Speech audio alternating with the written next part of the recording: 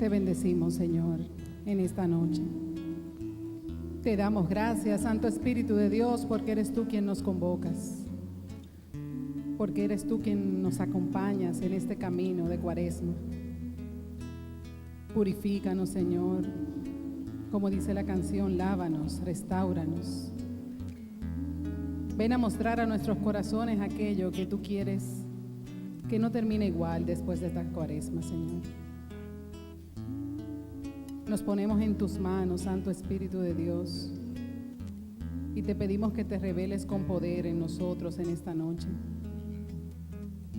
Que no salgamos iguales de aquí hoy, Señor.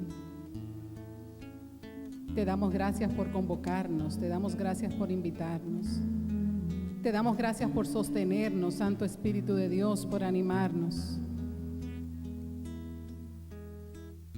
Gracias por tu presencia entre nosotros. Gracias por todos los obstáculos que tú nos ayudaste a vencer para estar aquí, Señor. Toma el control de esta noche. Toma el control del resto de este retiro, Señor. Y sobre todo, toma el control de nuestro camino hacia la Pascua. Purifícanos, Santo Espíritu de Dios, Señor y dador de vida. Ven a tomar el control de nuestra vida, Espíritu de Dios. Ven, Espíritu, ven y lléname, Señor, con tu preciosa unción. Ven, Espíritu, ven y lléname, Señor, con tu preciosa unción. Purifícame y lávame, renuévame, restáurame, Señor, con tu poder. Purifícame y lávame, renuévame, restáurame, Señor. Te quiero conocer.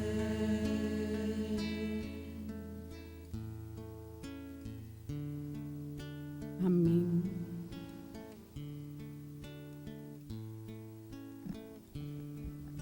Buenas noches, hermanos. Qué bueno que están aquí. Qué bueno, qué alegría, dos cosas. Qué alegría ver que hoy, cuando María pedía que levantaran la mano los que venían por primera vez, que se integraban hoy en la segunda noche de retiro, había muchas manos nuevas. Y qué alegría y bienvenidos para todos estos que se integran hoy.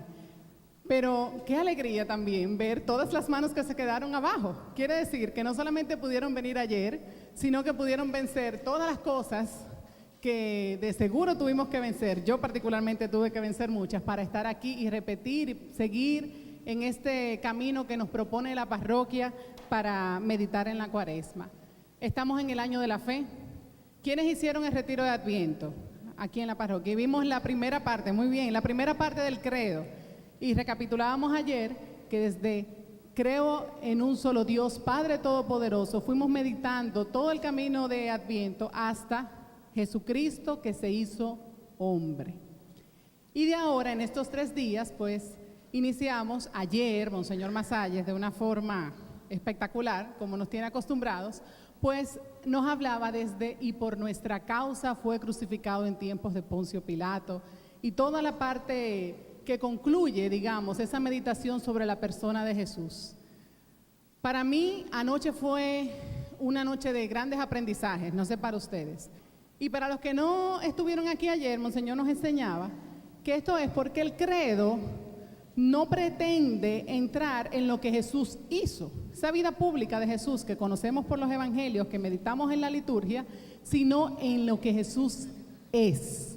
Y por eso, todo el camino de Adviento veníamos hablando de esa persona de Jesús, y ahora ese Jesús que es Redentor, que es Salvador nuestro y que empezamos a meditar ayer. También Monseñor nos hablaba de Jesús como abogado. Nos mostraba un Jesús abogado que se toma para él nuestra causa y la hace nuestra. Y yo creo que esas hermosas diosidencias que Dios prepara desde el mismo momento de la canción, nos decía el Señor anoche, fue por ti. Y Monseñor lo hacía más duro, le ponía nombre, fue por ti Melba, fue por ti Ramón, fue por ti tal. Y yo decía, bueno, fue por mí Leslie, por mí lo hizo el Señor. Por mí, el Señor no solamente fue abogado de la causa, sino que se convirtió en víctima también. Otro momento para mí anoche, donde el Señor como que me movió, fue cuando Monseñor preguntaba, ¿quieres ir al cielo? Y yo, obviamente, los que me conocen, que a mí me encanta hablar del cielo, yo inmediatamente dije, pero claro, para mí, claro que yo quisiera ir al cielo, pero si yo vivo hablando de eso. Y entonces nuestro párroco responde, bueno, pues no hay otra forma de ir al cielo que no sea a través del camino de la cruz y del camino de la humillación. Y, ay, Señor, esa como que no es la parte que uno más le gusta, pero es así, fue como un recordar del Señor ayer cuál es el camino estrecho al que el Señor nos llama a buscar la salvación.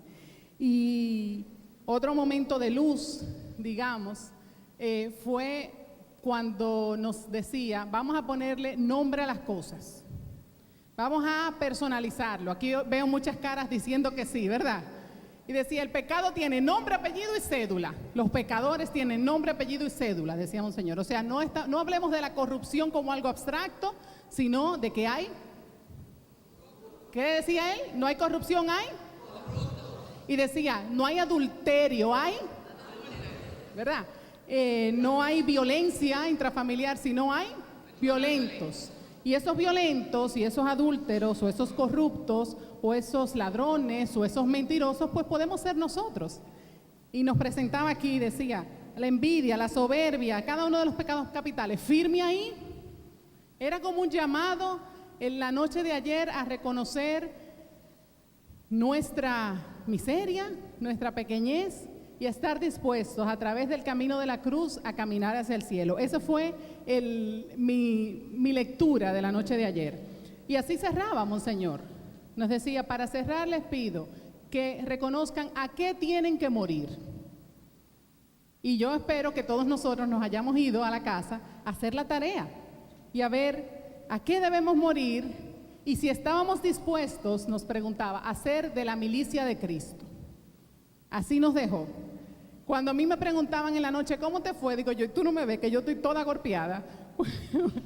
Porque fue como un reconocer y mirar hacia adentro muchas cosas a las que uno tiene que morir. Pero terminaba hermosamente invitándonos a una exhortación, a hacer el camino pascual y a encontrarnos con Jesús del otro lado de la Pascua, con los brazos abiertos, llenos de gratitud por cada uno de nosotros, los que nos atrevamos con valentía a caminar este camino de Cuaresma. Entonces yo con esa promesa del Señor estoy dispuesta a darle para allá y a ver lo que el Señor tiene para mí en esta Cuaresma. Y esta noche seguimos meditando en el credo y vamos a meditar esta noche sobre creo en el Espíritu Santo, Señor y dador de vida, que procede del Padre y del Hijo y que con el Padre y el Hijo recibe una misma adoración y gloria y que habló por los profetas. ¿Quién viene esta noche? Viene nuestro querido Padre Israel. Cada encuentro con la predicación del Padre Israel es un encuentro con el anuncio del Evangelio, es un encuentro con el querigma. No importa si él te va a predicar 15 minutos, si te va a predicar media hora, si te va a dirigir toda una meditación de Cuaresma, seguro que vamos a encontrarnos con la misericordia de Dios, con el hombre roto que somos y con ese llamado a la conversión y naturalmente hoy, ¿con quién más? Con la persona del Espíritu Santo, que es el agente de santificación, que es el que nos toma de la mano en esta Cuaresma, que es el Paráclito que viene a animarnos, que es el que muestra la voluntad de Dios. Sin duda, en esta noche el Señor tiene grandes cosas reservadas para nosotros y va a depender de la apertura de nuestro corazón y del terreno fértil que pongamos al mismo Espíritu de Dios que viene a hablarnos en esta noche para que dé frutos en abundancia. Así que yo no les voy a tomar más tiempo, voy a pedirle al Padre Israel que venga y al coro que nos acompañe a orar por él.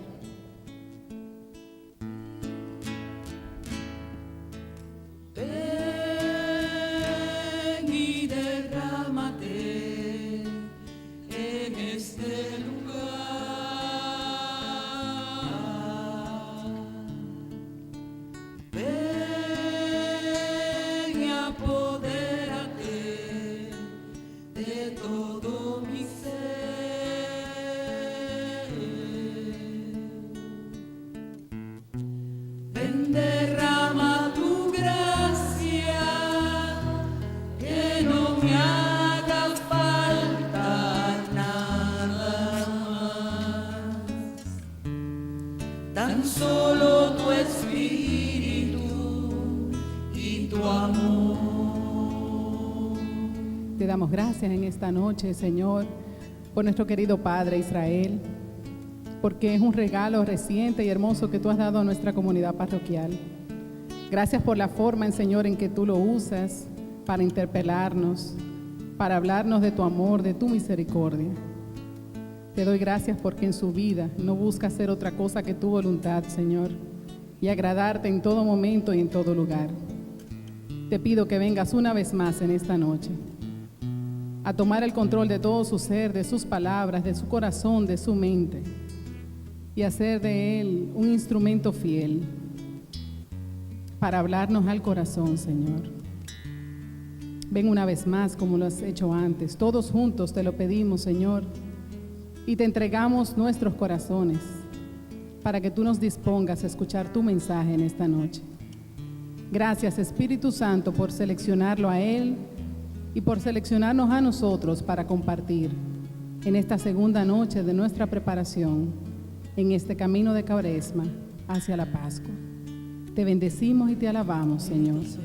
Te glorificamos por siempre. A ti, Madre Santísima, te pedimos tu intercesión junto a San José, tu castísimo esposo, para que vengan a orar por el Padre Israel y por todos nosotros, y a interceder por los favores que ya Cristo tiene reservados para toda la asamblea en esta noche. María, estrella de la evangelización, ruega por nosotros. Amén.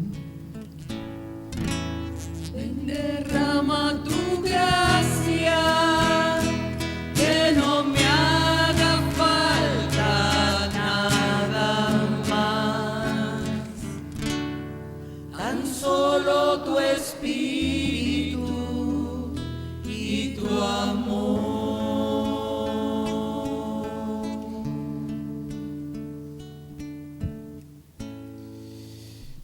Pues muchísimas gracias por la introducción, por la oración y pues por concederme la oportunidad de poder prestar este servicio de parte de Dios, sobre todo en estos momentos importantes de nuestra Madre la Iglesia.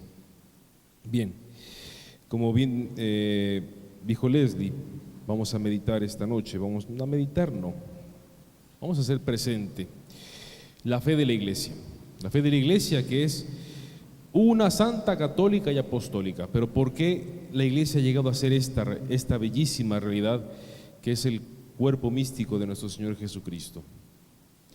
Vamos a hacer presente lo que por muchos siglos hemos vivido. Vamos a hacer presente lo que la Iglesia ha experimentado. A mí me dijeron, a ti te toca hablar sobre esta parte del credo de que creo en el Espíritu Santo, que es Señor y dador de vida, que procede del Padre y del Hijo, y con el Padre y el Hijo recibe la misma adoración y gloria, y que habló por los profetas. Una frase enorme. Pero eso realmente, ¿qué cosa es? Vamos y nos adentramos un poco en la historia. ¿Cuándo se acuñó esta frase?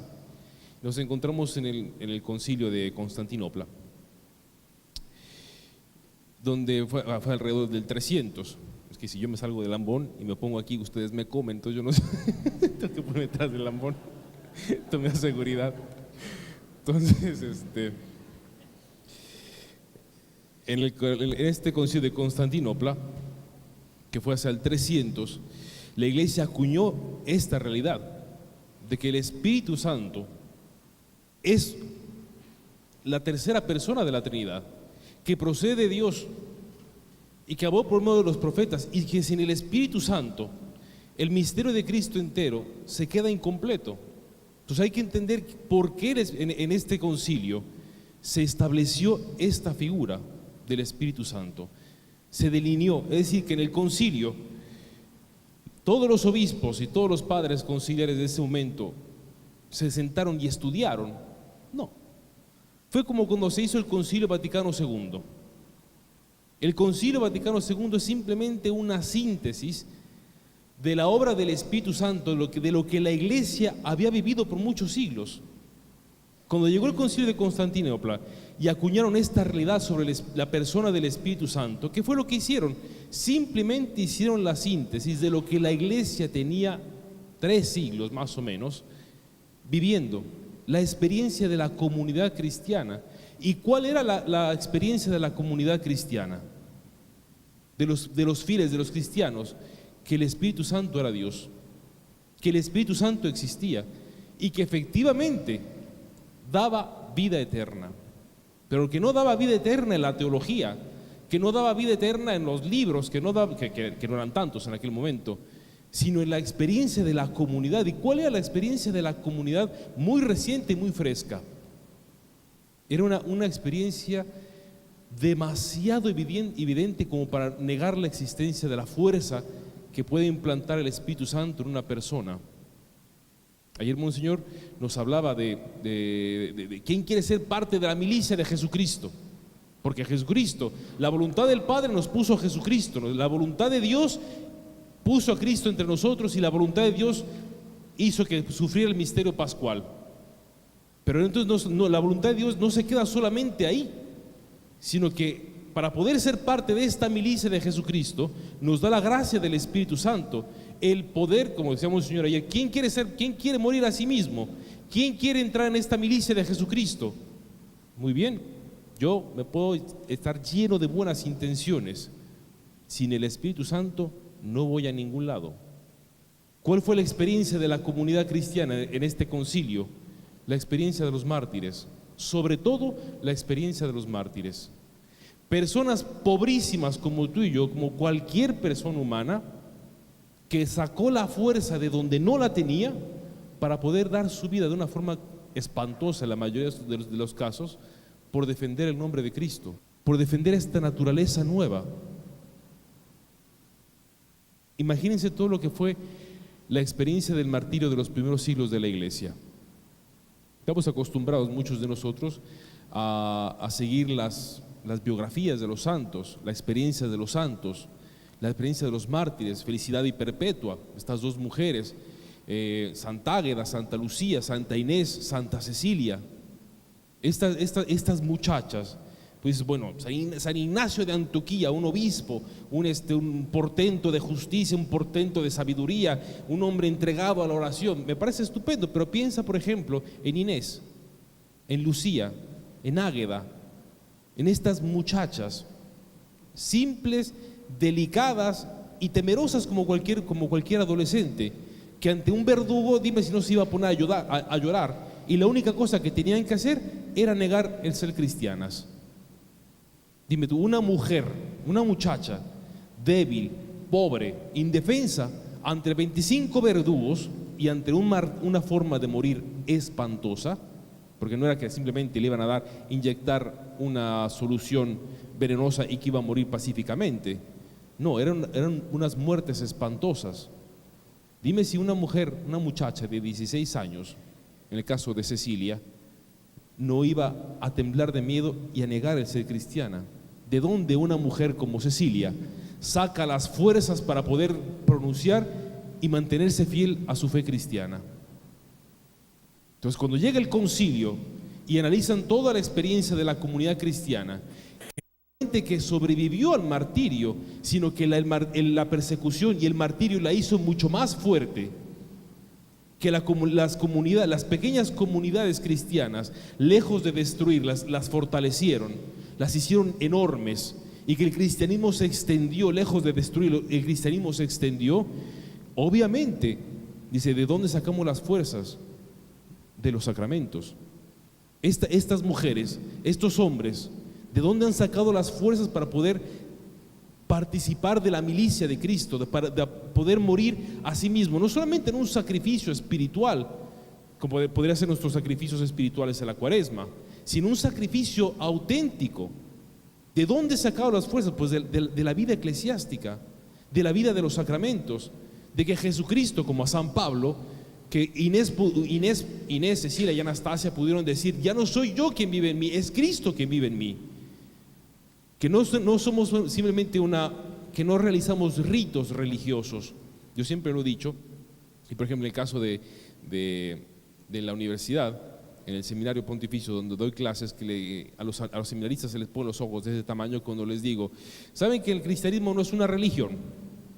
La filosofía, la antropología nos ha encuadrado en que somos una religión. Pero el cristianismo no es una religión. El cristianismo es una experiencia de fe. Una experiencia de ¿qué cosa? De que Cristo está vivo, de que Dios es Padre y de que el Espíritu Santo eso lo hace vida en mí.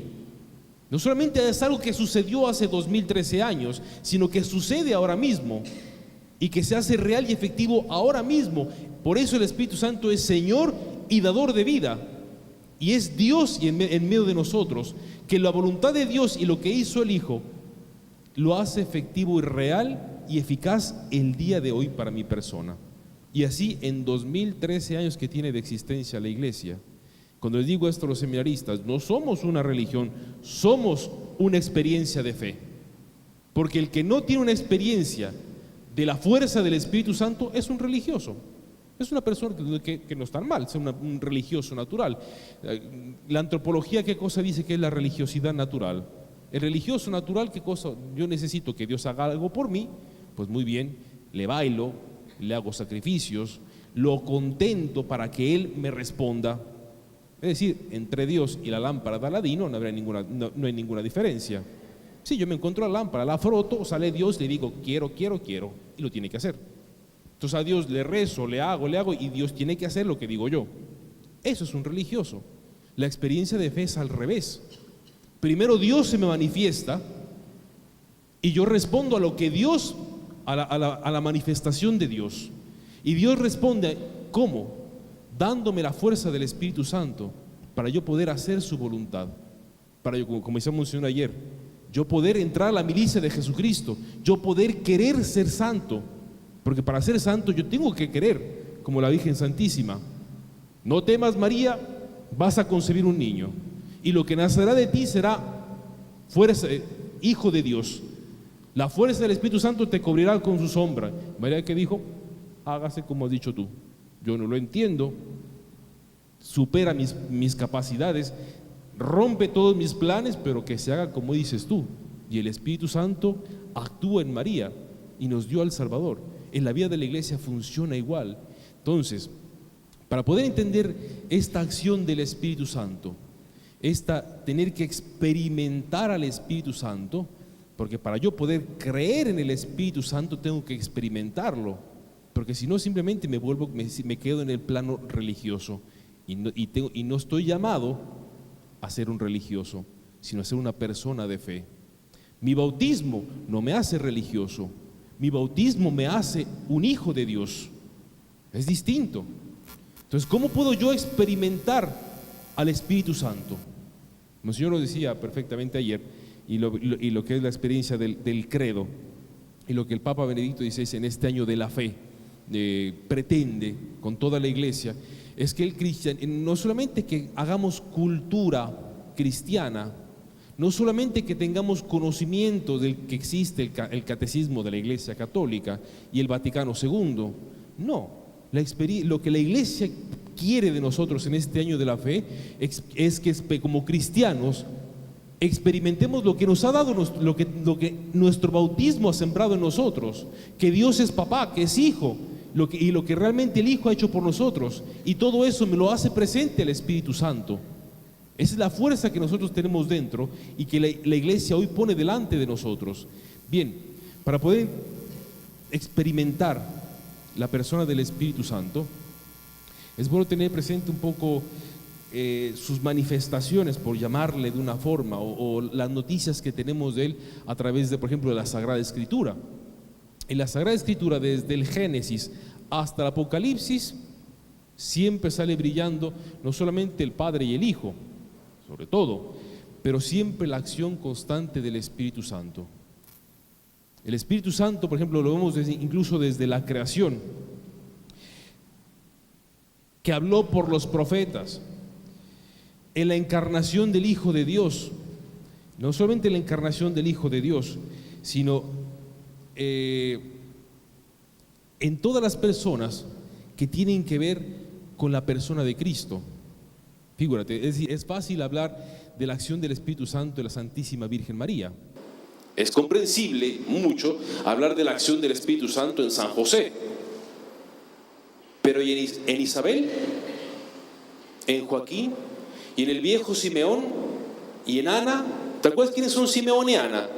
Son dos ancianos muy piadosos que estaban en el templo, que estaban esperando la redención de Israel. Y de repente en el templo llegan José y María a ofrecer al niño Jesús, la presentación del niño en el templo. Pero resulta que José y María no brillaban. El niño Jesús no emanaba luz. El niño José y María con el niño Jesús eran otra de las tantas familias que iban a realizar este rito. Y de repente Simeón y Ana, en momentos distintos, logran ver en ellos al Mesías, en una familia más. Y dice el texto bíblico que Simeón, movido por la acción del Espíritu Santo, identifica a Jesucristo, a Jesús como el Cristo, como el Mesías, y hace esta profecía sobre Cristo y esta profecía sobre María.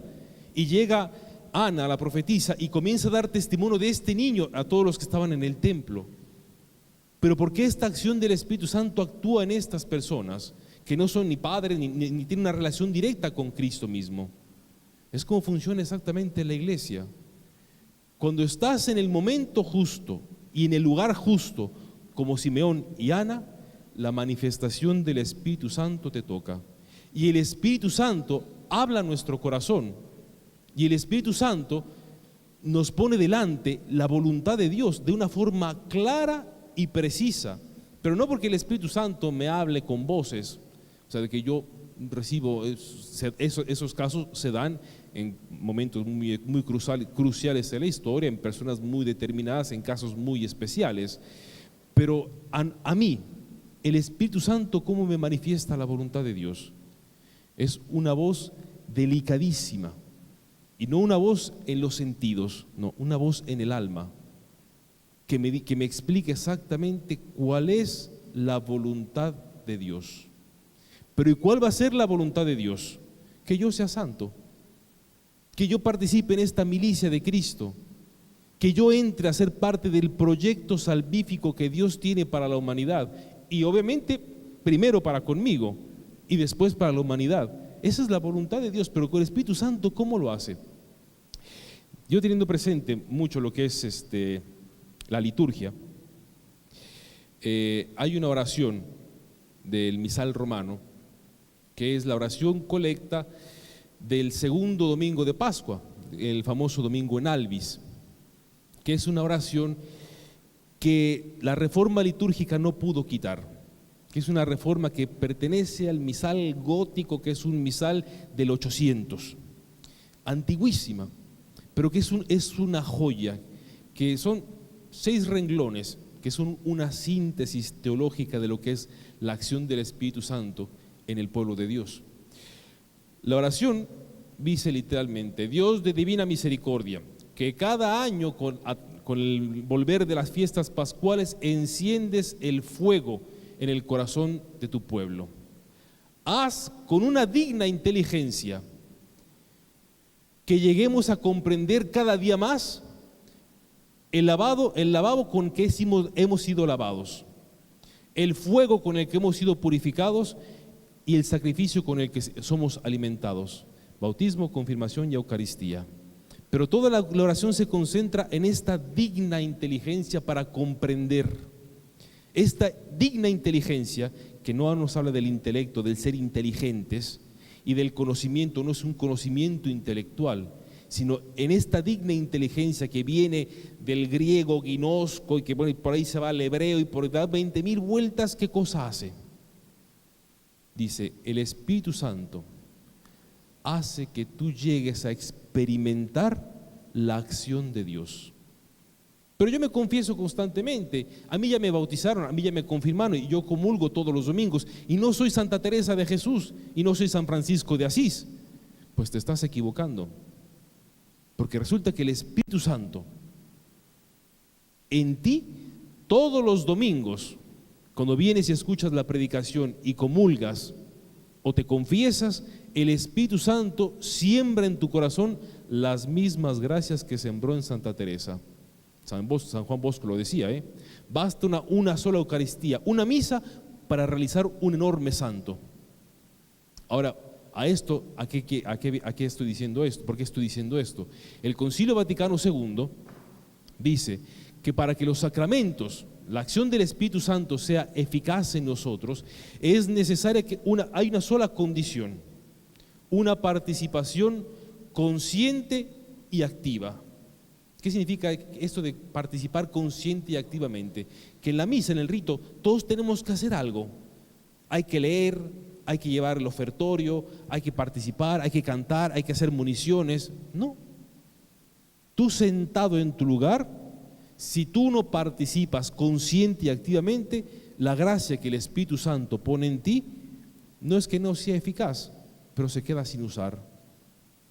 Es como, por ejemplo, si tú te dan, heredas 1.000.000 de euros y te dan el cheque. Señor, aquí está su herencia, el cheque está a su nombre.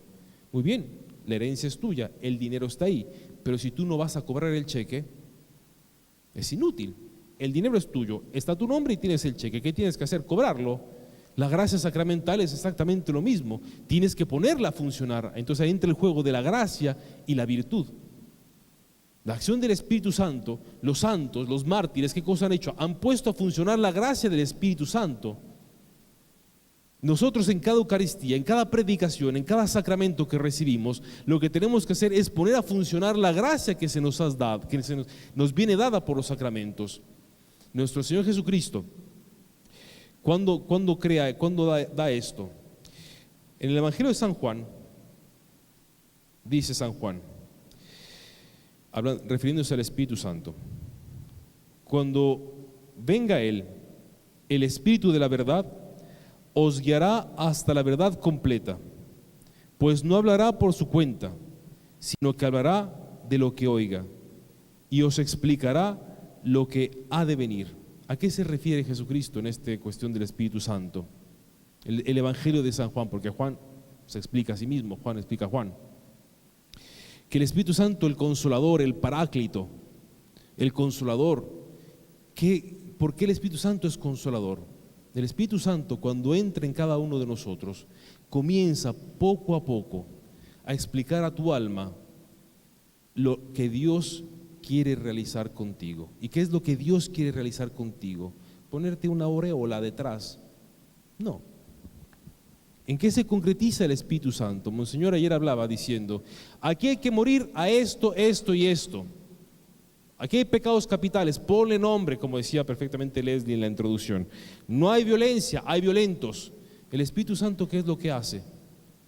Primero, el Espíritu Santo, que es el que tiene que explicarte todo, la primera cosa que tiene que hacer el Espíritu Santo es convencerte de pecado. Porque si tú tienes una idea falsa de ti, es decir, si tú piensas que no tienes pecado, el Espíritu Santo no puede hacer nada por ti. Es decir, Cristo no vino por ti. Dios, tú y Dios, entre tú y Dios no hay parte. O sea, no hay compromiso entre tú y Dios. Por eso el Espíritu Santo, la primera cosa que viene a hacer es convencernos de pecado, mostrándonos, acusándote, diciendo: tú eres un lujurioso, tú eres un avaro, tú eres un idólatra. No, eso no lo hace el Espíritu. No es así como funciona el Espíritu Santo. El Espíritu Santo, ¿cómo actúa? Igual que como Jesucristo actuó con Pedro. Jesucristo con Pedro en su barca le hizo la pesca milagrosa. Jesucristo se aleja en la barca de Pedro y comienza a predicar. Pedro está sentado escuchando la predicación de Jesucristo y se conmueve profundamente. Pero Pedro era un hombre cansado, que tenía, dice, una noche entera, un día entero pescando y no habían agarrado ni un solo pez. Y de repente, ¿qué pasa? Cristo le dice: echa las redes.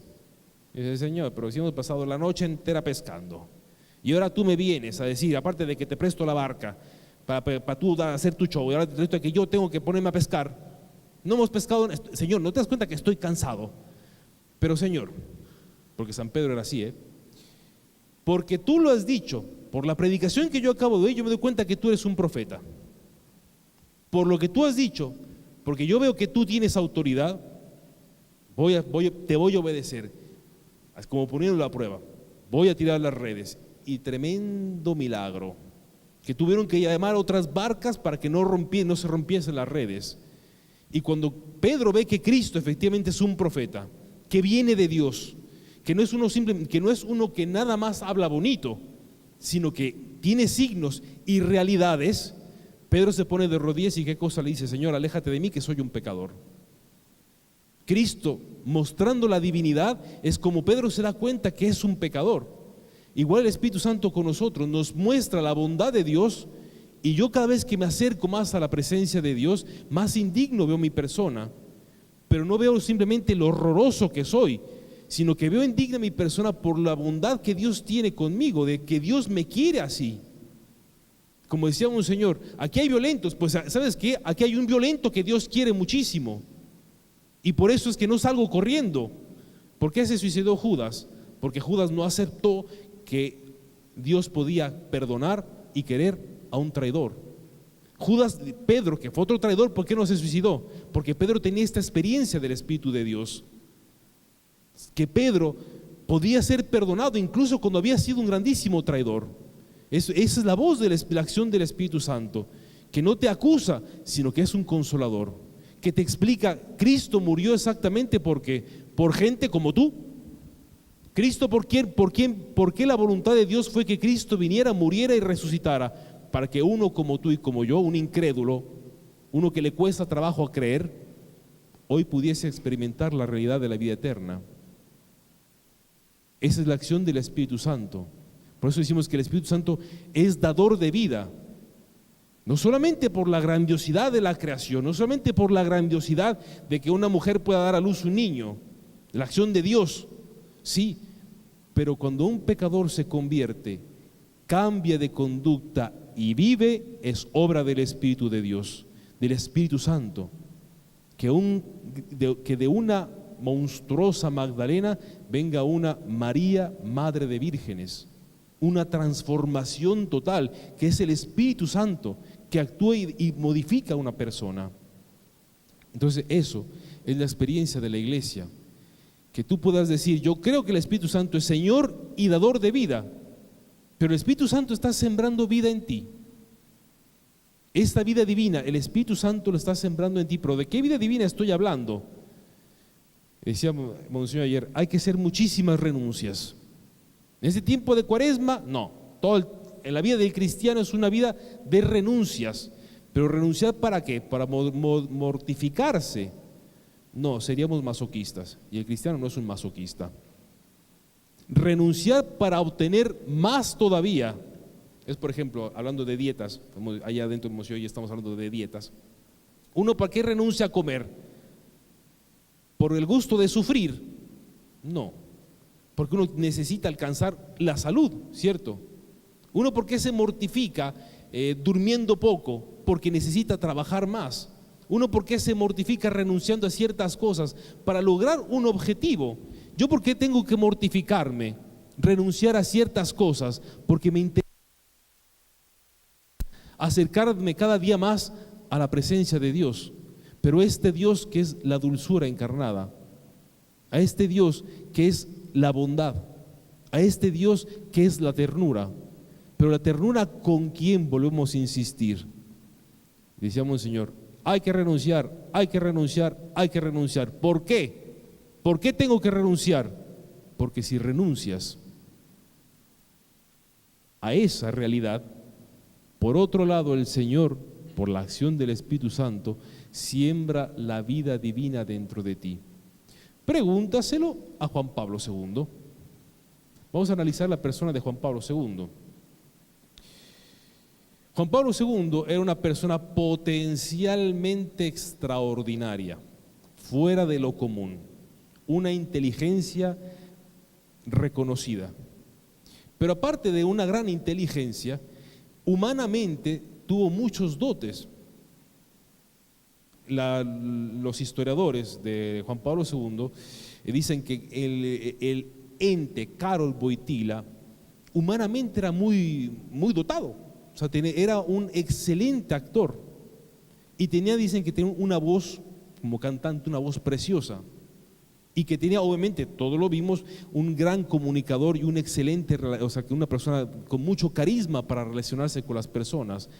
Karol Wojtyla pudo haber llegado lejísimos humanamente, y no solamente en las cosas que a él le gustaban: la actuación, el arte, el canto, la relación con las personas. Y feo no era. Dice, bueno, Papa Ratzinger, muy agraciado físicamente, no era Karol Wojtyla, así, un hombre enorme, corpulento, bello, aparte físicamente, o sea, tenía de todo. Pero el Espíritu Santo le tocó. El Espíritu Santo, a través de San Juan de la Cruz, le tocó el alma, como a Santa Cecilia. Le tocó el alma y valió la pena renunciar. Renunciar primero a su novia, renunciar a la actuación, al arte, al canto, a la relación humana con las personas, a su gran potencialidad intelectual, para poder meterse a un seminario entre curas y monjas, seminario clandestino aparte, que ni siquiera, bueno, entró al seminario, grandes aplausos, ni siquiera eso. Y gracias a esas renuncias, Juan Pablo II, ¿qué cosa llegó? ¿Renunció a eso y llegó a ser el Papa? No. Juan Pablo II renunció a todo eso y tuvo al Espíritu Santo en su corazón. Y la gracia del Espíritu Santo, ¿qué cosa hizo de Juan Pablo II? Lo que todos nosotros pudimos contemplar, que era un hombre que vivía para todos los demás, que él no tuvo vida propia jamás, que ni su muerte fue propia, que no pudo morirse ni siquiera rodeado de sus seres queridos. No, murió en un palacio apostólico, rodeado con gente que no eran familia de él, que él entendió que, como dice el Evangelio, ¿quién es mi madre y mis hermanos? Quienes están haciendo la voluntad de Dios. Y las personas con las que él murió eran personas que estaban haciendo la voluntad de Dios, pero murió con las pantuflas del Papa puestas. ¿Por qué? Porque el Espíritu Santo estaba en él, y la divinidad de Dios estaba en él, y la dicha de poder hacer la voluntad de Dios estaba en él. Yo no sé si todos ustedes se acuerdan de una escena dramática, una de las tantas, de las últimas de Juan Pablo II. El último viaje apostólico que hizo fue el de a Lourdes, que lo pusieron de rodillas a rezar delante de la imagen en la gruta de Lourdes, y llega un punto que el Papa se desvanece, que se va a caer literalmente, y el maestro de las ceremonias y el secretario tienen que agarrarlo, levantarlo y sentarlo, porque ya el Papa ni siquiera podía estar de rodillas. El Papa podía perfectamente haber dicho, muy bien, me tengo que sentar y ya no viajar más. No, dijo, el Papa tiene que ir a Lourdes, porque hay un montón de enfermos que necesitan ver a su Papa enfermo, y el Papa va y se pone en Lourdes, y no puede ni siquiera estar de rodillas. ¿Pero por qué? Porque es un héroe. No, en el cristianismo no hay héroes. En el cristianismo hay gente que tiene al Señor y dador de vida, que cuando él ya no tenía vida, el Espíritu Santo le daba la vida que él ya no tenía, para que todos los demás pudiésemos tener vida, para que todos los demás, que viéndolo a él podemos decir, existe el Espíritu Santo, existe la fuerza de Dios. No solamente hace 5 siglos en Santa Teresa de Ávila, no, en nuestros días está un Juan Pablo II, una Madre Teresa de Calcuta, un Emiliano Tardif, tantísima gente entre nosotros e incluso dentro de nuestra parroquia que son dadores de vida, porque tienen al Señor dador de vida dentro. Entonces el Espíritu Santo, ¿qué cosa hace? Lo que sucedió hace 2013 años en Jerusalén, lo trae y lo hace efectivo y real el día de hoy. Hay una frase, ya con esto comienzo a concluir, magnífica, del Concilio Vaticano II, que es la historia, pero como historia de salvación. Dice, ¿cuándo es el momento cumbre de la historia de la salvación? Sí, cuando Dios manda a Jesucristo, Jesucristo muere y resucita, le envía el Espíritu Santo en Pentecostés y la Ascensión, y nace la iglesia. Dice, pero no es ahí.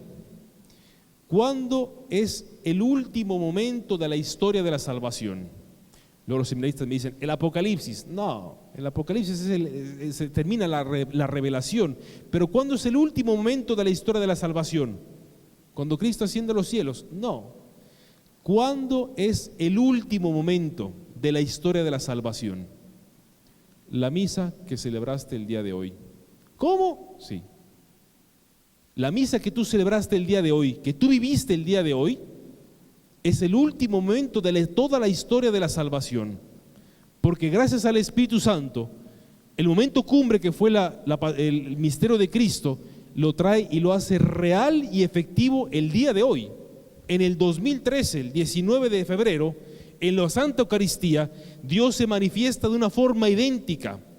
Y el Espíritu Santo hace que lo que Cristo realizó históricamente hace 2013 años, se haga real el día de hoy, a través de la vida sacramental de la Iglesia. Y que te haga hijo de Dios a través del bautismo. Y que te haga de ti un soldado, un miembro vivo y eficaz dentro del cuerpo místico que es la confirmación. Y que te haga otro Cristo, real y efectivo en la unción de los enfermos. Y en el sacramento del matrimonio y en el sacramento del orden. Pero eso es lo que hace la acción del Espíritu Santo. Y entre nosotros, esa es la voluntad de Dios. Que seamos agentes de ¿qué cosa? Señor y dador de vida. Que quien entre en contacto contigo, como en la vida de todos los santos, la gente pueda decir, fulano, mira qué buena persona es fulano. No. Sino cuando la gente entre en contacto con un cristiano, ¿qué cosa dice? Dios existe. Dios efectivamente existe, porque conozco a fulano que es tan débil, tan pobre y tan miserable humanamente como yo, que le gusta las mismas cosas que me gusta a mí, que tiene los mismos defectos que yo, pero sin embargo a través de él yo sé que Dios existe. Esa es la acción del Espíritu Santo. Por eso nosotros cuando rezamos el Padre Nuestro, que decimos santificado sea tu nombre, a eso estamos diciendo, Señor, que cuando la gente entre en contacto conmigo, que puedan decir que tú eres santo, no yo. Por ejemplo, acuérdate San Pablo, que dice, Señor, quítame esta espina del corazón. Y le dice, no, te basta mi gracia, porque me manifiesto en tu debilidad. Si te quito la espina, me quitas la gloria. La gente va a decir, es Pablo, no soy yo. Entonces, como saben que tú eres Pablo y que tienes esa espina, entonces saben la gente que no eres tú, saben que yo actúo a través de ti. La gracia del Espíritu Santo. Por eso el Señor, que decía el texto de Juan, Él vendrá y te explicará todo, pero no al intelecto, sino a tu alma. A tu alma, ¿qué cosa te explica el Espíritu Santo? Que eres hijo de Dios y que vale la pena vivir como un hijo de Dios, no como un hijo como un hijo de vecino, no, como viven los hijos de Dios. ¿Y cómo viven los hijos de Dios? Gozando de la presencia de Dios, gozando eternamente de la bondad de Dios, porque dice también, recuerda el texto bíblico, Dios es bueno, con buenos y malos. Dios hace llover sobre justos y pecadores, porque a Dios le interesa ¿qué cosa? No condenar al pecador, sino que el pecador, conociendo la bondad de Dios, cambie de conducta y viva. Por eso decimos, y el concilio lo dice, el Espíritu Santo es Señor y dador de vida. Siembra la vida de Dios en nuestros corazones. ¿Cómo? Convenciéndonos que Dios ama al pecador, para que el pecador cambie de conducta y viva. Nos ponemos de pie.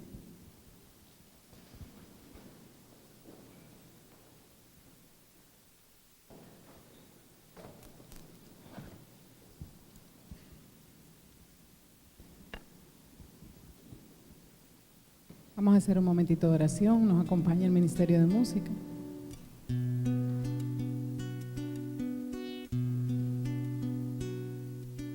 Santo Espíritu de Dios, mora en mí, mora en mí.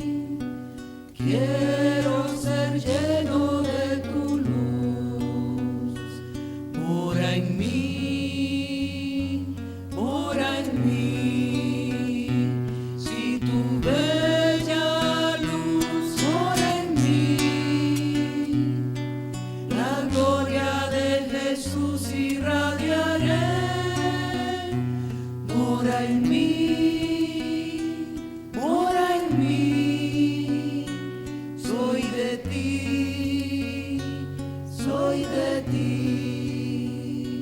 Gracias, Espíritu de Dios, porque eres tú, Señor, una voz que, como decía nuestro querido Padre Israel, no habla a los sentidos o al intelecto, sino al alma. Gracias por venir a hablarnos, Espíritu Santo, en esta noche. Queremos pedirte, Señor, que nos conviertas en verdaderos adoradores, que toda nuestra vida pueda ser una adoración, una alabanza, una ofrenda agradable a nuestro Dios. A ti, Señor y dador de vida, te pedimos que nos santifiques, Señor. Que vengas a hacer en nosotros, a tener en nosotros el mismo efecto que tuviste en la vida de nuestro Señor Jesucristo. Santifícanos, Espíritu Santo. Úngenos con tu poder.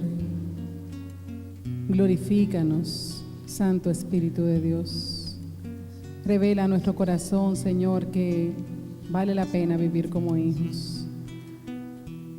Danos lo que necesitamos para poder vivir y gozar de la presencia y la bondad de Dios. Gracias, Espíritu Santo. Gracias por lo que has hecho en nuestra vida hasta hoy, por lo que podemos reconocer y por aquello que ignoramos, pero que con certeza sabemos que has obrado, Señor. Gracias por lo que estás haciendo ahora, por la conversión que estás moviendo en nuestra vida. Y gracias de antemano por lo que harás. Bendito y alabado sea tu nombre, Espíritu Santo. Te damos gracias, Santo Espíritu de Dios, por tu acción en nuestra iglesia, por tu acción en nuestra parroquia, en nuestra familia, en nuestra vida. Gracias por lo que estás haciendo con nosotros en este año de la fe, Señor. Bendito eres, Santo eres. Santo Espíritu de Dios, mora en mí, mora en mí. Quiero ser lleno de tu luz, mora en mí, mora en mí. Si me unges con tu fuerza y tu poder, al mundo nada tengo que temer.